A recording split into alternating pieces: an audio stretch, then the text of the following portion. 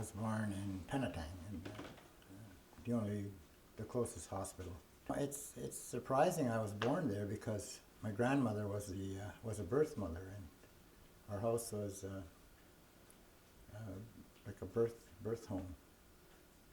She was like a midwife. Yeah, I don't know how many hundreds of kids were born there. There's a large log house right next to the dock, and it was two stories with an attic, so it was fairly large. Then downstairs off the living room there were 2 rooms, and the one room was always kept for that purpose. Women would come in there a day or so before the child was born, and the child would be born there. Who were your parents? Albert and Isabel Monague. Yeah, I was born in 42, and I was the first grandson born to them. Mm-hmm. My biological mother lived with them for a bit, and then later on when she moved to her own house. My grandfather was a chief, and he was a chief for 16 years. I didn't know I was adopted till I was 10 years old or so, and someone at school told me. I always thought my biological mother was my sister. So, but it was funny because when I started school, my surname was Sandy. And then it never dawned on me, but maybe a couple of years later, my name was changed back. So I found out later, and then my grandmother told me that I was adopted. So. Who was your natural father? Herman Sandy. He drowned. I was already maybe 12 or something. I had a lot of old people around because my grandmother kind of visited with the old ladies, and they had a whole bunch of women's organizations going. She was very active in social work and stuff, and also she was quite political, and so I got to hear a lot of stories. They used to have quilting bees, and they'd have get-togethers to do quill work and stuff like that. And heard a lot of stories and a lot of history. The ladies that came here and married into this band were from near the North Shore, the Shawanaga area. My grandmother came here with Ida and Lizzie. I guess I don't know what their last names were. I know my grandmother's was Assens. So, but they were from the same community in the north. They were Chippewa, but they were from north of Perry Sound. Their extended families probably make up 90% of the population here now. That's because they had extremely large families. It was different than like people would either people would get orphaned or whatever, and they would just take them in. I know that my aunts, Vina, Alida, Millie, and my uncle Russ, they were orphaned. I don't know. They were probably 11 or 12 years old, and my grandparents took them in, but all the other kids were there, and they couldn't afford to keep everyone. So they let the girls go to boarding school, and they kept Russ. Russ stayed behind and helped my grandfather fish and farm and stuff. Your grandfather, besides for being chief, was a fisherman and a farmer? He had a very large farm. How old were you when he died? I think I was about 4 or 5. Do you remember any of the stories your grandmother told you? Well, she told me about the reserve at Coldwater, and not at Coldwater, but she called it Aurelia.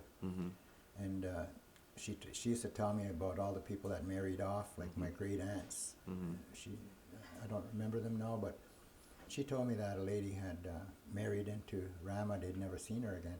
Later on, when I became chief, quite an early age, and I went to Rama for a meeting one time with the 3 councils. They called it Tri-Council one day in Rama, and a lady came over and kind of gave me a big hug and told me she was my great aunt, and that's the first time I'd ever met her. But I guess once they moved, they just stayed there, you know. Did she tell you any kind of like native stories about the culture, about tradition, about creation, those kinds of stories? She talked Indian all the time, and we spent 6 weeks every year in a sugar bush, and a lot of times just the 2 of us. I'd cut the wood and she'd boil the sap, so she had no one to talk to, so of course she told me all kinds of stuff. That's how I learned my history. Really, no one knew the history of our band. Like before, when we were called the Chippewas of Simcoe, and we were broken into three bands: Rama, Georgina, and Christian. Mm-hmm. But we lived in the first reserve in Canada. Was our reserve, Coldwater Reserve. So the whole reserve stretched from Georgian Bay all the way to Orillia. But it came from all over. There was a guy from Wisconsin. I think he was chased off out of America, out of the United States. Mm-hmm. And he was part of the Potawatomi tribe. Mm-hmm. And his name was Gimawaj. And Gimawaj in Indian means king. Mm-hmm. It's like Gima means king or chief or whatever. But Waj means like a, mm-hmm. so it would be like a king. He fought with Asis, which means clam, mm-hmm. and Nebik, which means snake, and Squanque, which means red hair. Mm-hmm. But the English called him Yellowhead. Mm-hmm. He was a chief in Ram. Which war did he fight in? 1812? 1812. Asis was from this area, like right. around Collingwood area and stuff right. like that. Mm-hmm. And Squanque was from Muskoka. Right. That's where they got the name Muskoka. Mm-hmm. I mean, like that was his real name, but it was his name. They called him Chief Yellowhead. Mm-hmm. And Snake was from the Holland Marsh area. Right. All through that area. At one point, they were going to be given ranks for salary, mm-hmm. Military ranks. And it fell through because the British didn't like the way they fought. They fought together by moving. Their families were only about 2 or 3 miles behind mm-hmm. the battle lines all the time. So they'd fight, and they wouldn't have too far to go back home to their families. And the British didn't like that style. Plus, they didn't go out in the open fields and get shot at, you know. They didn't believe in that. Mm-hmm. They hid behind trees and stuff. Mm-hmm. The British used to line up, I guess, in the open and then, you know, challenge, mm-hmm. and they'd shoot each other for honor, I guess. Anyway, the Indians didn't fight like that. So after the war, they came back and they were told by the government of the day, the Indian Department, which had been formed already, they were told that they should start farming and mm-hmm. become farmers. They were woodland Indians, so they gave up trapping and hunting and gathering and moved to, which is now the north of Orillia. So what they did was they brought them together and taught them agriculture. And within a few years, they were earning awards for agriculture. Mm-hmm. Like they were bringing in 3 crops a year at times, mm-hmm. and doing really well. They had 3 sawmills, and they had 2 grist mills. Mm-hmm. And they were doing so well that they eventually asked the government if they could get deeds to the land, so they didn't want to lose the land. So they were told to go to York to get their land. York meaning Toronto? Yeah. Yeah. They went there, they were given papers which they signed, but they didn't know what they signed surrenders. Mm. So they came back and then people said, "Ma, you'd surrendered your land." You know, they were kind of fooled. So they were broken up into three parts. So they had money and they bought what is now Rama. Mm-hmm. They used their own funds to buy that. They bought 4,800 acres there. And Monague went to Snake Island. Another group went to Rama. Another group came to Christian Island. No, they went to Bosley Island. That's where we got our name from. We have a cemetery there with all our ancestors. When they went to Bosley, they were supposed to farm. It was too rocky, and they couldn't farm. Mm-hmm. They wanted parts of the mainland for farm. They were looking for farmland, and they were sent to Christian Island, 1856. Well, it turned out okay. But a lot of them didn't come here. A lot of them just stayed behind, and they kind of stayed there and became part of Honey Harbor in that area. And some of them lost status because they didn't move. Mm-hmm. When our people arrived here, there were 94 Potawatomis living here. Already living here? Yeah, the ones that had escaped from the United States. And they had they were down toward where the lighthouse is now. They had a cemetery down there, still there. They call it the Pagan Ground. And that's where all the Potawatomis were buried. They used little wooden houses. They'd bury people, and they'd put all their personal possessions in this little house. The Potawatomis were from Wisconsin, Michigan. They had the Indian Removal Act in the United States, and Indian people were being sent down to the swamps of Florida to make room for the settlers, and if they didn't leave, they were shot. So quite a few Indian people, Potawatomis, were shot in the streets of Chicago. When they were crossing to come to Canada, they were still being shot at. Some of the people that arrived here told stories of being shot at in their rowboats and stuff by the American Army. So you're part Potawatomi and part Chippewa. Oh, I think we all are today because of all the intermarriage. You know, Gimawaj, he was quite a guy, because when they moved to Coldwater, they adopted him, like the whole three bands, and they said, well, he's been fighting with us, you know, we're making part of our band. So when they split them up, he came with Aces to Bosley and then to Christian. When he arrived here, here on Christian Island, Chief Aces asked the Indian Department to give him annuities just like anybody else, because as far as they were concerned, he was part of the tribe or the band. And he also gave him 200 acres of land. My grandmother had a big garden between the barn and our house, and this dog used to come and pee on the tomato plants in the summertime, and she was really mad and just chased the dog away. Back then, like, people used to shoot dogs and stuff. And one day, I was upstairs in my room, and this dog was just entering the tomato field, and I shot him. She said, you shouldn't have done that. She said, you better go and bury that dog. So I took the dog, and it was just a small dog. I put him in a potato bag, and I dragged him down to the swamp. I dug a hole and I buried him. And she said, don't you tell anybody. Like, we don't even know whose dog that is. And of course, I couldn't keep it a secret. So Ted Marks, my friend, we were fooling around one time, and I told him, I said, I shot this dog. And he said, from where? And I showed him, went upstairs to the bedroom, and I showed him from where I shot it. You know, just kind of bragging. And next thing you know, everybody knew about it, like at school. So we're having a meal one time, and this old Emmerich king knocked on the door and walked in the door and right into the kitchen. And he pointed at me and he said, you shot Joe York. And it scared the heck out of me, because I thought I'd killed a person, you know, like accidentally, because we're always shooting stuff around with 22s. Yeah.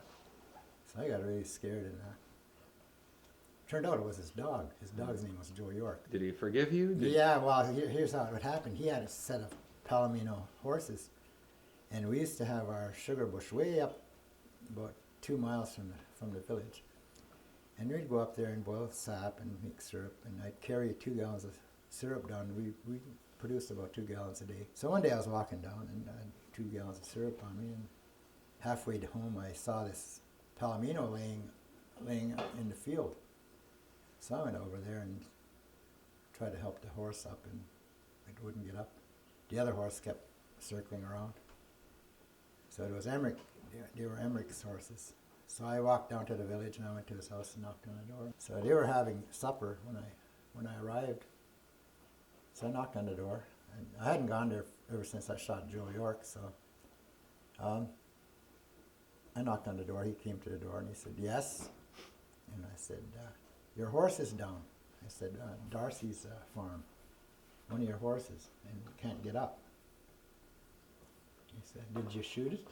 I said, no. So I was going to go home, and he said, get back here. So he told me to put the syrup in the trunk, and he got his son to drive, and we had to go and show him where the horse was.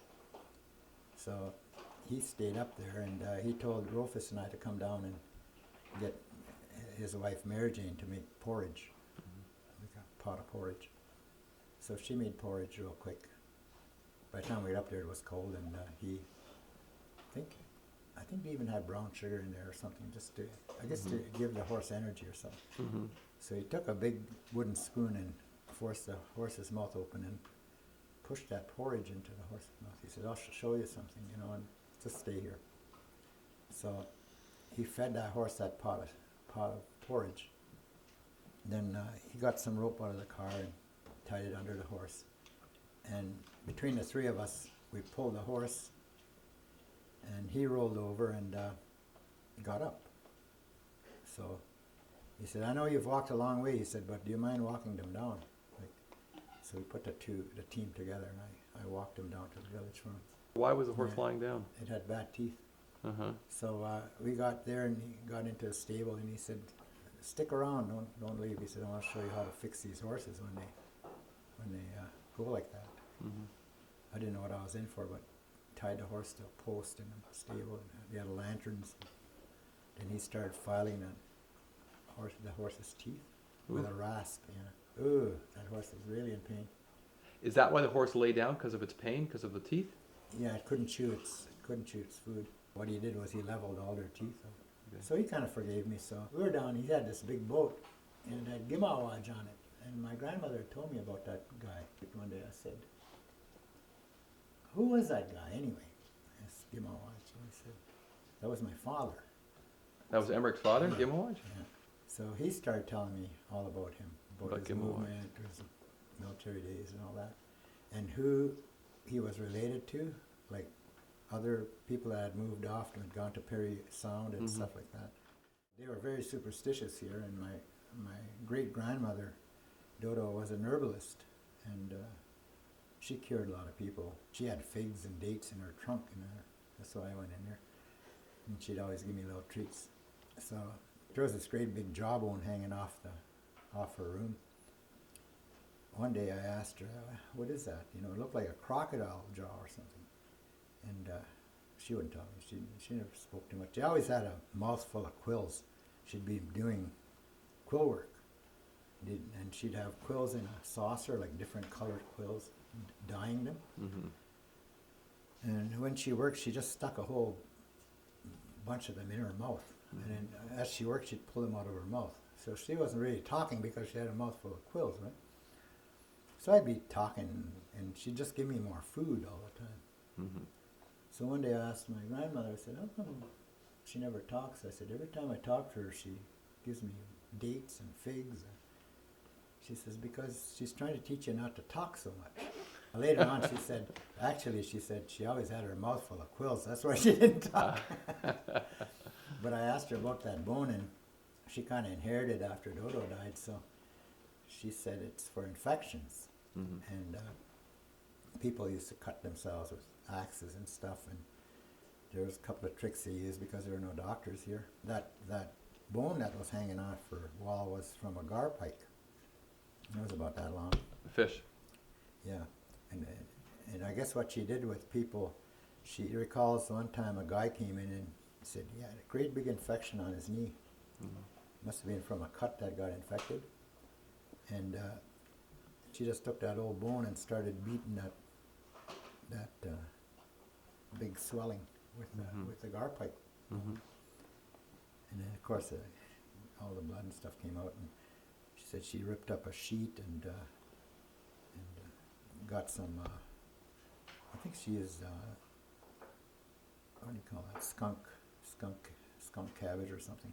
It grows in a swamp. She used that and some other kind of salve, and she put it on there and tied up his knee. And so the guy came back next day, all the swelling had gone down and it was healing. So she just kept changing the bandage for him. But she wouldn't tell anybody how she mixed that stuff, that poultice or whatever she put on there. Mm-hmm. So the guy had to keep coming back till it healed. They were very afraid of her. They thought she knew like evil stuff, like evil spirits. And they thought that if they offended her or something, she'd cast a spell on them. And well, they had this guy, Bear Walker, Macub, and he was like he could come in any shape. One of the people got sick, so someone said that someone had put a hex on that person, and that's old Emmerich was the one that gave instructions on how to deal with that. So they took, they had to have silver bullets, but of course they weren't silver. So they took 22 shells and they took a knife and they scraped all the gray lead off and made them shiny, made them silver. And put them in, they only had single shot guns then. So old Emmerich came and told them, yeah, one person has to go on one side of the property. There was a garden on that side, and the other person will go on the north side. And don't forget that Monague could appear like a horse or a cow or a dog or What's it called? A Monague? Monague, Which is? bear walker. Or which is a ghost, a spirit, a demon? Yeah, so, which somebody controls, right? Oh, I see. So, and they said, so if you see something like that and it comes up toward you, he said, just shoot it. So he said, what'll happen? He said, well, the person will die the next day, or The person who's sending the Monague. yeah, or be wounded or something.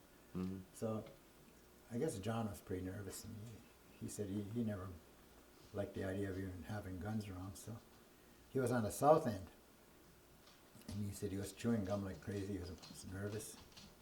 It was getting on in the night. He said all of a sudden he heard a noise, and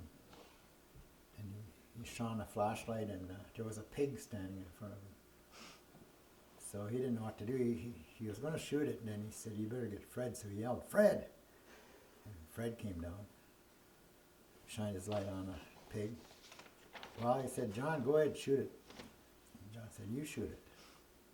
So Fred was going to shoot it, and he said, just in case, his pig's name was Sweets. So as he was aiming at the pig's head, he said, Sweets. And the pig got real happy. So Fred said, that's how close I came to killing my pig. I was 5 when I started grade 1. And I remember the day I started, I went to school, and my grandmother took me to school and kind of pushed me through the door. And this Miss Wilson, a real old lady, came. Miss Wilson started to talk to me, and I didn't know a single word of English. So I just went and sat down, and she kept looking at me and talking to me. And after a while I started to laugh because she sounded funny. So she grabbed me by the ear and took me to the corner of the classroom. I don't know what that was about either, so when she turned her back to work on the board, I took off, and I ran home. I told my grandmother I wasn't going to go to school, I quit. And she took me back, and she said, why are you quitting? And I told her, well, that teacher pulled my ear, you know. And so they were talking in English. I didn't know what they were saying, but she said, she's not going to pull your ear anymore, so stay here. So I just stayed in school. And then you started to learn English. Yeah, I learned, and it was proper English. We were never allowed to use slang. What age are you taken from Christian Island to the residential school? I was 12 years old. We were under federal jurisdiction, and we weren't taxpayers, so I guess we didn't fit into the regular high schools. So what happened was that the New England Company, which was started way back in when the Indian Department was started in the 1800s, contracted churches to run residential schools.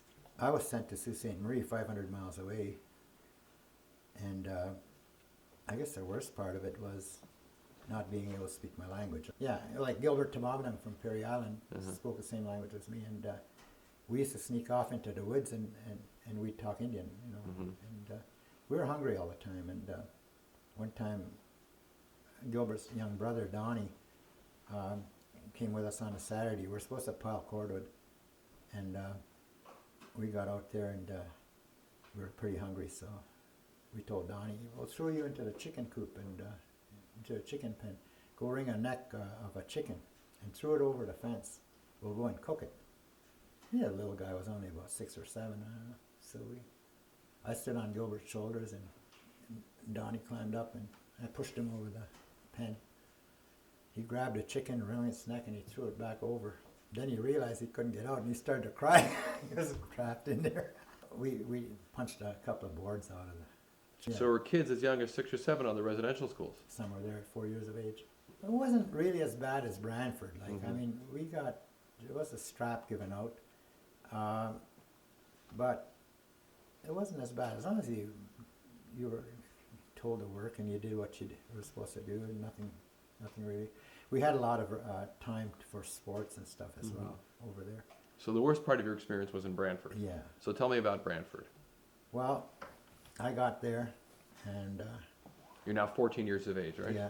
And my grandmother bought me a whole new outfit, like a sports jacket and tie and the whole works.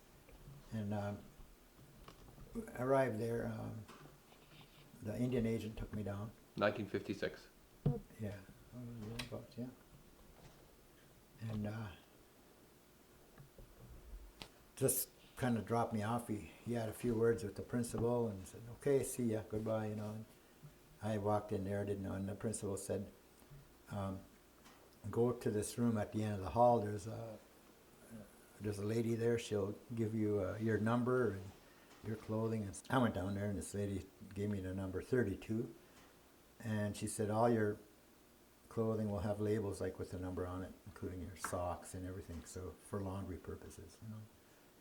So she said, "I don't know what you want to do for the next little while." She said, but she measured me and she said, "Come back in 5 or 10 minutes and I'll have some of your jeans and stuff ready, like a shirt maybe or something, so something to wear temporarily, I guess."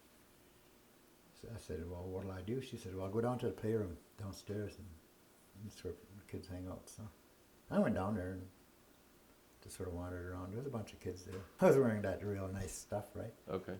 So all of a sudden they formed a circle, and I didn't know what was going on. I was stood there, and they pushed me into the circle, and I kept looking back, what's going on, and they pushed another guy in. Like he didn't volunteer or anything, he was just pushed in too as well.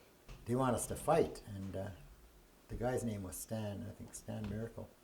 He started to hit me, like punch me, and I just tried to duck and get away.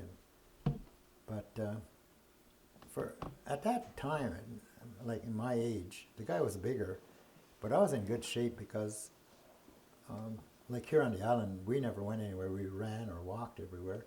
We cut wood every day, and we did farm work and stuff. So we were pretty tough. I lost it, and I grabbed him around the neck, and I ran him into a pillar, and and I knocked him out. And I really scared myself, but they just broke up, and the guy's laying there, and this Frank Hill, he was the toughest guy in the school. He came over and he said, "Hey," he said, "you did okay." He said, "Now they'll leave you alone. They think you're crazy." So that was it. And nobody ever bothered me too much after that. It was early in the morning, and we had been working on the milking machines the day before. We had to sterilize them and stuff like that, keep them clean, and wash the cows, you know, before we put the machine on.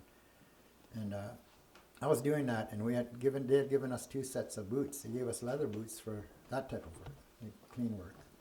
Then they gave us rubber boots for the manure and stuff. So I went there one morning. I had my leather boots on because we'd been doing the milking machines the day before. And the guy said, he was always half drunk, this guy. And he said, "Where's your rubber boots? You're in the manures." I said, "No, they're back at the school." So, "Well, go get them, you know, quick." So I ran back to the school, and I hadn't washed them. Like, you're supposed to wash these things every time you come in. And they had a little bit of manure on them. So turned on the shower, and I was washing my boots, washing the manure off. And that guy walked into the dorm. The farmer. Yeah, the guy, well, he was a farm supervisor. So I just sort of, he was after me, and I ran. He wanted to beat you? What did he want to do? I guess so. And I just ran around the cots and stuff. And ran out, that was a 3rd floor dormitory. I ran out the door, and he was right behind me. Now, as I was running down the metal stairs, concrete metal, he kicked me behind the head, and I kind of blacked out, I guess. I landed in the next level. And I came to, and Frank Hill, his nickname was Puggy, he had him by the neck, and he had him hanging up on a wall. And the guy's tongue was sticking out, and I came to, and I said, "Frank, let him down, you know. Like, he was going to kill him." And that's how violent it was in that place. None of the staff ever bothered Frank because he was tough, you know. We were in a committee together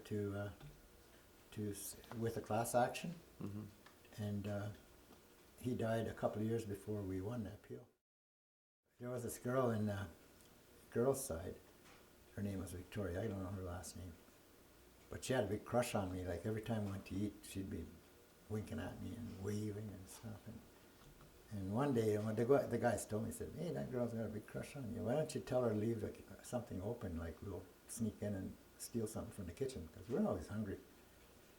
So I walked up to her one day, like not right up to her because we couldn't do it. There was a dividing line between the girls and the boys, maybe 10 feet or so. But I walked up close to there, and I said, "Leave the door open." She says, "I can't." So anyway. Did she work in the kitchen? Yeah, she worked in the kitchen. I told the guys that night, I said, "I told her to, but she said she couldn't." And he said, "Oh, she probably did." So they let me down a fire escape. We had army blankets, and that's what we had in the dormitories. So guys tied 2 of those together. And they let me down from the first level because the last level of the fireplace creaked. It was steel and it was on a hinge. So we had to drop down from the second level. So I went way around the barn, quite a ways around, and I went to the side door where they kept the garbage and the dumpsters and stuff. And I tried the door, it was open. So I got into the kitchen and I didn't know what to steal. So I went in the pantry part and looked around. There was a lot of canned stuff, like big stuff, like ketchup and stuff, huge cans. There was no small cans or anything. So I saw this other, must have been a barrel or something. It had the cheese in it, the wheels of cheese. So I pulled one of those out and I rolled it down the hallway, out the door. And I rolled it right around the barn. How big was it? About like that. Wow. It had a hole in the middle. And I carried it sometimes, it was pretty heavy, so I'd roll it again. So when I got to the fireplace, one of them came down with the blankets and tied it to a rail, and I tied the cheese to the blanket. He dropped the blankets back down. I climbed up the blanket, and I got back up on a fire escape, untied the thing and went up, and that was it. So we closed the door. And I didn't know what to do with it. We knew we couldn't eat the whole thing. There was only 12 of us in there, in the dorm. And so one big tall guy volunteered to go on the washroom walls and reach up and see if he could reach the attic thing. There was an opening thing there, little trap door. So we cut a chunk of cheese off, and then he took the rest of the balance of it and he pushed it in the attic. And, every night, that's how much cheese we took. So I don't know how long we had cheese. 2 days later, we were lined up outside, and the cheese was missing. And the worst thing was pretty cold, and Zimmerman, they used to call him Skin, I don't know why, but he said, "Okay, who did it?" So I thought sooner or later somebody's going to step forward and name me anyway, and then they'll find the cheese, right? So I raised my hand, and he said, "Okay, everybody inside," and took me up to the office. He gave me 10 on each hand. 10 what? A strap with a big canvas, you know, those shaving things. He said, "Okay, now don't you ever do that again." And I didn't know what he was talking about, because I thought after that he'd say, "Okay, where's the cheese?" Right? But he must have assumed we ate it all, I don't know. Mm-hmm. And he said, "Don't you ever do that again?" I said, "Yes, sir." He says, "Do what again?" to me. He's staring right at me. I said, "Whatever it is that I did, I won't do it again." He said, "Get out of here." You know, he thought I volunteered. What were the things that were so bad about the residential school? Mostly it was like abuse, violence, but mostly it was a lack of food. We were hungry all the time. We raised pigs, cows, we had milk, made butter, but for breakfast we had 1 bowl of porridge with a bit of brown sugar, powdered milk, and 1 slice of bread. That was our breakfast. And that's after working from 5:30, 6 o'clock in the morning to the time you ate at 7:30. So who was doing the beatings? The principal mostly with severe stuff, and supervisors as well, whenever. In terms of culture or religion or native tradition, none of that existed there. The only thing we did was we were taken once a year to Oswego for Bread and Cheese Day, Victoria Day. And you got a slice of bread and a hunk of cheese. That was it. It had to do with some kind of signing, I guess, of a treaty or something. Some of the kids in there were 15, 16 years old. They were still in grade 7 and stuff like that, you know. Like I remember a whole family of people, like, I don't know if I should name them, but there were about 5 boys. They were all still in public school, and they were all pretty well grown up, ready to go out. And I met one of them later in Toronto on Yonge Street, and I asked him about his brothers. They were all in jail for armed robbery and all kinds of other things. And they had no education. What they were running was basically a farm, you know, like people they hired weren't really qualified. If they had any other skills like farming or sewing or cooking or something, and they were halfway intelligent, they'd be hired on. Well, I started planning early in the fall. I thought sooner or later I'm going to run away. Word got out pretty quick in the school if somebody ran away.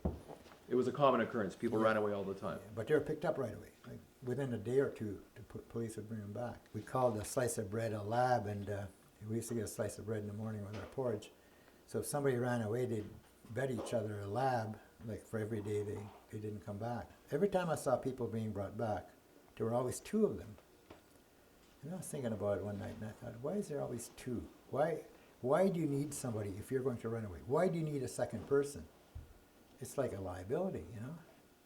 So I told Stan, that's the guy I had a fight with when I first got there. I said, you know, when I run away, Stan, I'm going by myself. I'm not taking anybody. And I didn't tell anybody what I was going to do. I just said, I'm going alone. He says, well, let me know when you do it, because I'll help you out. I'll help you get out. One night I think I had something happened. Something bad happened. And I was sexually abused. I was a guy, he was like a caretaker, and he was in the boiler room. Supposed to go in the boiler room and help him. Stan was like in the lower grades, so he was in a dorm below, the floor below. So I went down, and I woke him up, and I said, I'm going to go. And he said, well, what do you want to do? And I said, well, I'm not going like this. I'm not going with jeans with number 32 splattered all over the place. So he said, okay, I'll go get your clothes, come on. So he had this little jackknife. I don't know, and he had, I don't know, looked like Allen key or something. He always carried this junk around. He used to pick locks. So he opened the door to that room where he kept all our clothing. And my suitcases, I had a small suitcase, and my clothes were hanging there, had my name on them. So I changed into my clothes, and they were like summer clothes, they weren't really winter clothes.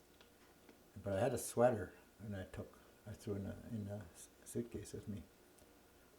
It had number 32 on it, but what the heck, I needed a sweater, so I took it, and then we went upstairs. We went to a principal's office, and he opened the door. And he said, be real quiet, and don't turn on any lights or anything, because the principal lived across the road, across like the circular driveway across from there. Because if he looked out and saw the light, he'd know someone was in his office. So Stan went to the filing cabinet, and I even think that was locked, because he was picking at that thing. And then he pulled out a file that had my name on it, and it had a bunch of papers, and it had an envelope in there, and my name on the envelope, and it had $13.65, I think, and there was some change in there anyway. I said, here. So I put it in my pocket and took money, and he put a big X on the file, and he put it back in and closed it, you know, real pro. Then we went upstairs. I had my blankets from my own bed, and he opened the door, let me out, and he said, good luck. And I went down the fire escape and tied the blankets to the rail and shimmied down the blankets and my suitcase. And I headed straight for the dump. And I got there, it was the middle of the night, it was colder than heck, and I got a whole bunch of cardboard boxes together, as much as I could find, and I made a shelter. We went there all the time. That's where that was like a mall for us. That's where we got food. The native kids would go to the dumps all the time to steal food. Weekends, yeah. We used to try and find where bakeries dump stuff and chocolate factories and things. You had to pick through the chocolate, and you know, a lot of them had maggots and stuff, so you try and find some that were okay. That's what I did all day, looking for chocolate bars. I eventually filled the suitcase up. So that night I put my sweater on, and I had my jacket over that. And I kept seeing police cars pulling up to the school, because they were patrolling the roads, making sure that, you know, that I wasn't on the road, I guess. And they never thought of the railroad tracks. I stayed in that shelter the second night, and early the next morning I started walking. I don't think it was below zero, but it might have been close to it. Every time a train came, or I just get off the tracks, or if I got tired and I had to rest, I went out of the underpasses. I just ate my chocolate bars and ate snow, and that was it. 3 days, and I walked on the track. I was terrified. I kept thinking there'd be people around the tracks, like dangerous people, I kept thinking. And one time I met a drunk somewhere, I don't know where that was. Maybe it was near Stony Creek or somewhere, and he told me to get off his property, and he was drunker than a skunk. And he was on the track, so I just ran. Because I was going toward Toronto. What was in Toronto? My aunt, Your aunt. who had also gone to boarding school. So. Right. So after 3 days, you ended up in? Hamilton. I don't know how I got there, but I can't remember. I must have walked, but I got to the bus station, and I remember distinctly the Hamilton Spectator. I remember that paper, and there were wooden benches, and I took that little suitcase and I put it on one of those benches, and I bought a newspaper, and I spread it over me, and I went to sleep. And a policeman woke me up, and I thought, oh, I've had it. But he said, where are you going, son? I said, Toronto. Have you got your ticket? I said, no. You better get your ticket. So I took my suitcase and I walked with him to the ticket thing, and he stood there and made me get a ticket. So I bought the ticket. I think it was only, back then, I think it was only $3.65 or $3.55 or something for Hamilton to Toronto on a bus. So he wouldn't go away. He just said, oh, I'll sit around with you for a while. He must have been trying to protect me or something. He started asking me questions like about my aunt, and I told him where she said, where does she live? And I gave him my address. I didn't know the number, I just knew the street, so I just made up a number. And he said, well, I think your bus is ready. So I went up, he went with me. He told the bus driver, he said, this guy's going to Toronto now, look after him. Bus driver said, okay. So we got to Toronto, it was around middle of the night when I finally got to Broadview, because when I found my aunt's place, I couldn't get anyone to come to the door, so I fell asleep in the porch. Claire, Alita's husband, tripped over me in the morning at 6 o'clock in the morning. And he was on his way to work, so he just yelled inside. He said, Alita, get out here, Roddy's out here. So she came out, she says, get in here, what are you doing here? And I said, I ran away from the mush hole. Brantford, that's what they call the boarding school, because porridge every morning, mush. She said, you'll be okay here, so she fixed up the couch for me. Told me to have a bath, and, She said, don't worry. She said, no, take care of it. She wrote a letter to my grandmother, because she had no telephone. About a week or so, I guess, she must have got the letter, because about 2 weeks later she showed up. So Alita told her, my aunt told her about what goes on in those schools. And she told her that I walked from there to Hamilton. My grandmother was furious. She said, you're not going back, so I just stood. So. The inspector for all the schools was Mr. Morris. Mr. Morris came in May, and they were still looking for me. So I was at my sister's. My sister had just been married, and she had her oldest son. He was about a year old. And Mr. Morris and the Indian agent came to the house, and they said, hide in the closet. So I hid in the closet in the living room. And little Brad Marsden, he was only about a year old, and those guys were asking Faye if they'd seen me, and she said, no, I haven't seen him. And Brad came over and pointed at the closet, and he went, duh, gave me away. I walked out. Oh yeah. And Mr. Moore said, well, you have to go back. And he said, we'll go down to the office. So they brought me down to the office, and Faye ran down and told my grandmother that they had me in the office. So she came out there, and she gave Mr. Morris a tongue lashing. She just called him a liar. She said, you told us that these kids were looked after, you know. She went on and on. She was just yelling at him. The guy was scared. And she said, and he's not going back. That's all there is to it. So she told me to leave the office and go to the house. And she was still hollering at him when I was leaving. So you don't cross her too much. So I started working. I worked at different things. I went to Toronto once. Two of us went down. Fred King and I went down, and we took enough money for a small flat. Mm-hmm. And I got a job in Telegram, loading papers. Toronto Telegram, the newspaper, yeah. And also we got a job one time busting batteries. They used to give us paper coveralls and goggles and gauntlets and break up batteries all day. And by the end of the day, you had nothing left on your clothes. The acid. Later on, I worked at Sugar Bush. I built a cabin up there. On Christian Island. Here, yeah. I didn't even know how to build. I just figured it out. I went wall to wall by wall, and I did a great big scoop at the top, and it was about a 20-foot cabin. Mm-hmm. Put a fire inside, and hung pots in there, and we had that for years. I think all those years, when I was in the military and in the when I was chief for over 20 years, and I think all those years, I really didn't have any feeling. Nothing bothered me. To this day, I have problems. It's just recently I've started to show any kind of emotion. When I was chief, I saw people die, like in car accident. I saw really mangled people in accidents and buried a lot of people. Mm-hmm. And I saw, I delivered a baby, was breached. None of that ever bothered me because I had no feeling, I guess. I don't know. I'd see people break down and, in situations like that. I almost drowned a few times. My brother and I flipped over on a boat in the middle of the night. I helped him get to shore. We lost all our groceries and everything.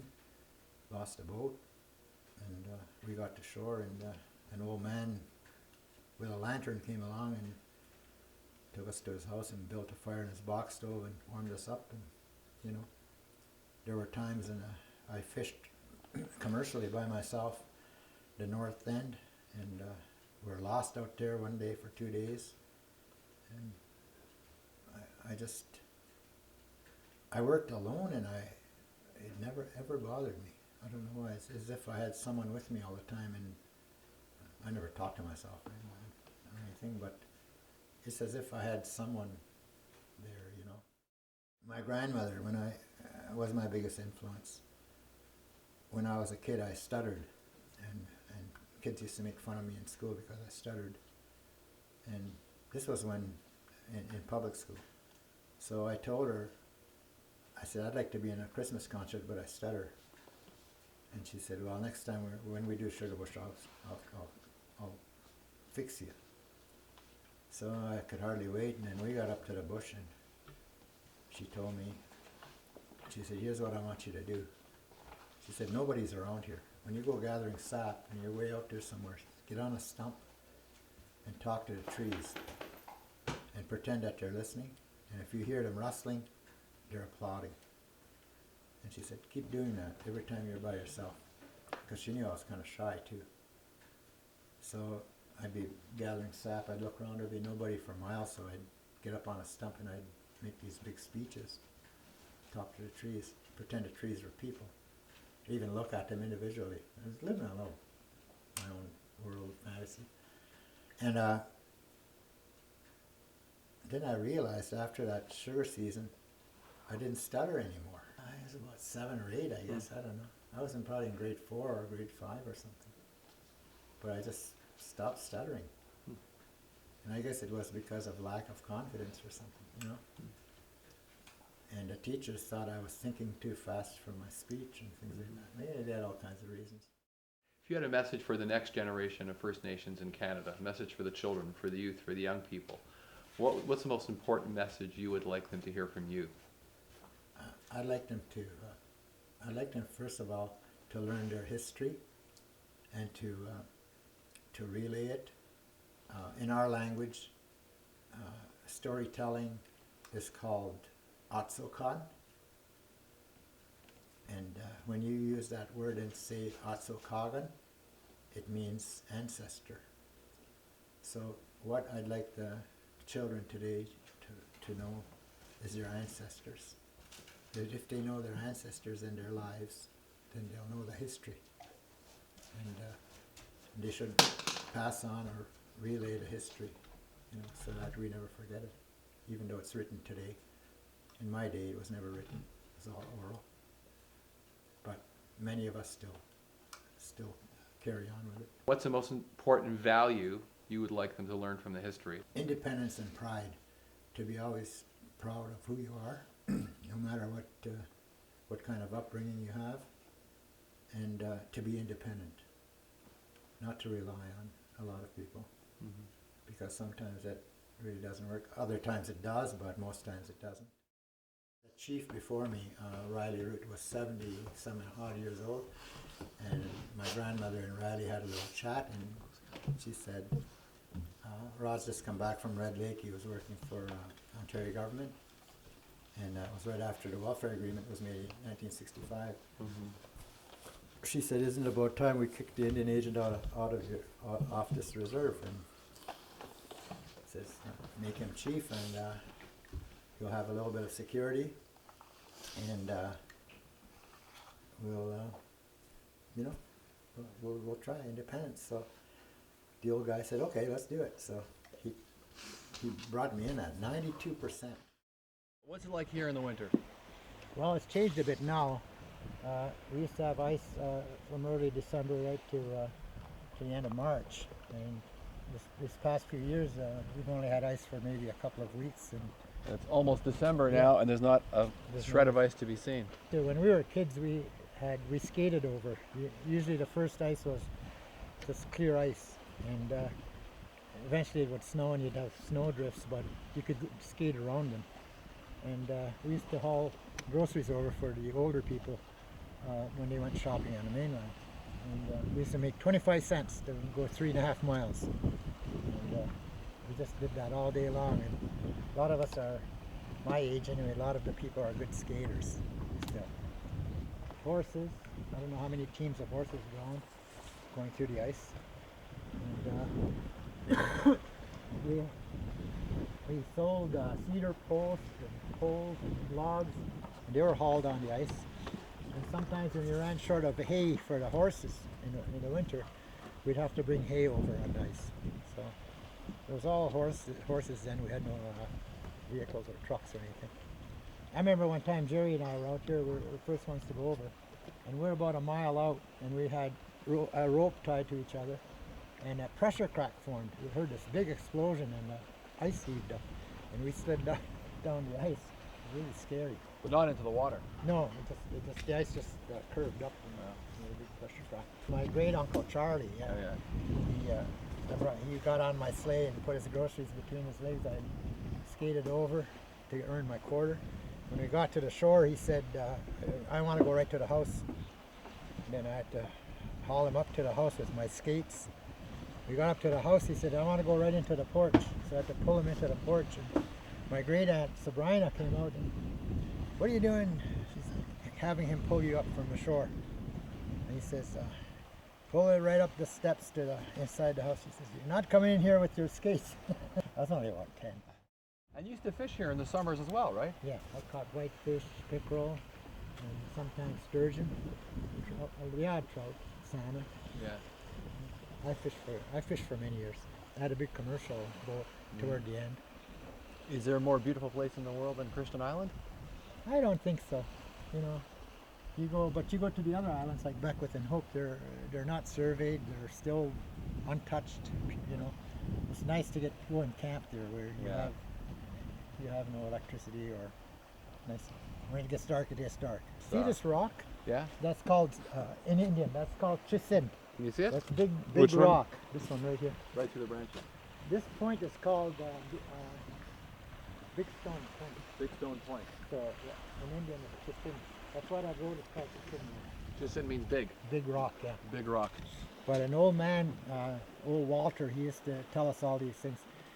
He used to make what they call scones, and he'd get us to pick the kind of white pebbles from the shore, and he'd boil them with some kind of rock. I don't know what kind of rock it was. And these would all turn salty.